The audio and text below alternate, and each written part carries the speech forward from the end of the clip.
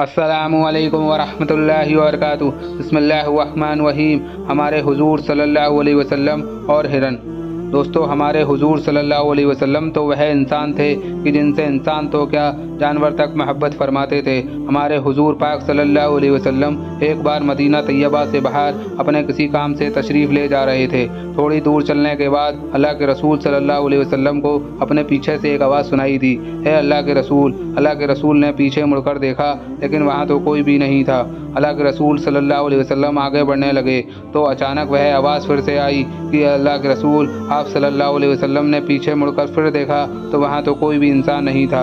अल्लाह के रसूल आगे चलने लगे, लेकिन वह आवाज़ फिर से आई कि अल्लाह के रसूल। तो इस बार आप सल्लल्लाहु अलैहि वसल्लम ने पूछा, कौन हो तुम? तो आवाज़ एक पत्थर के पीछे से आई। तभी अल्लाह के रसूल सल्लल्लाहु अलैहि वसल्लम उस पत्थर के पास गए तो देखा वहाँ एक हिरन बंधी हुई है।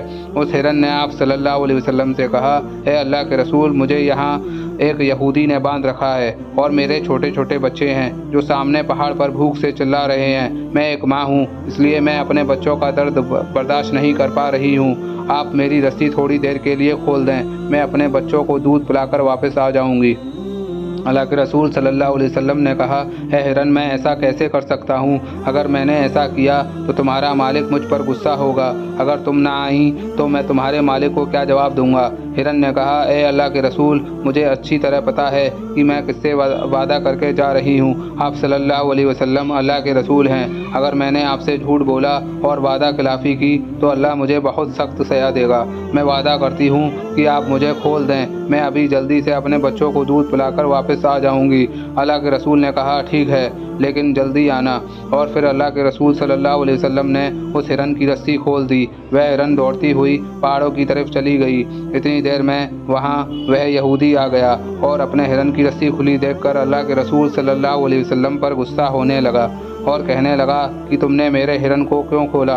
अल्लाह के रसूल सल्लल्लाहु अलैहि वसल्लम ने उससे कहा कि भाई, थोड़ा सब्र रखो, वह हिरन मुझसे कह कर गई है कि मैं अभी वापस आ रही हूँ। यह सुनकर यहूदी हंसने लगा और कहा कि यह तो बहुत अच्छी बात है कि अब जानवर भी तुमसे बात करने लगे। अल्लाह के रसूल सल्लल्लाहु अलैहि वसल्लम ने कहा, मेरा यकीन करो, वो हिरन अभी वापस आ जाएगी। यहूदी ने कहा, ठीक है, और अगर वापस नहीं आई तो आपको उसकी कीमत अदा करनी पड़ेगी। आप सल्लल्लाहु अलैहि वसल्लम ने कहा, हाँ, मैं तैयार हूँ।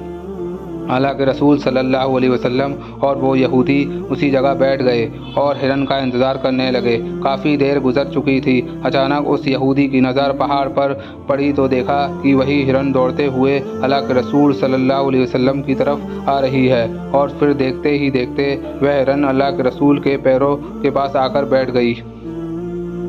अल्लाह के रसूल सल्लल्लाहु अलैहि वसल्लम उठे और रस्सी से उस हिरन को बांध दिया और फिर उस यहूदी से कहा कि लो भाई, तुम्हारी हिरन तुम्हारे पास आ चुकी है।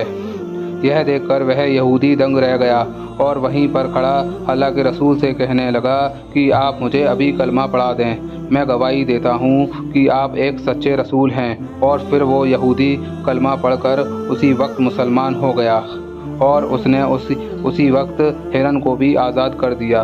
ऐसे ही वाक़े सुनने के लिए हमारे चैनल को लाइक कीजिए, सब्सक्राइब कीजिए, शेयर कीजिए।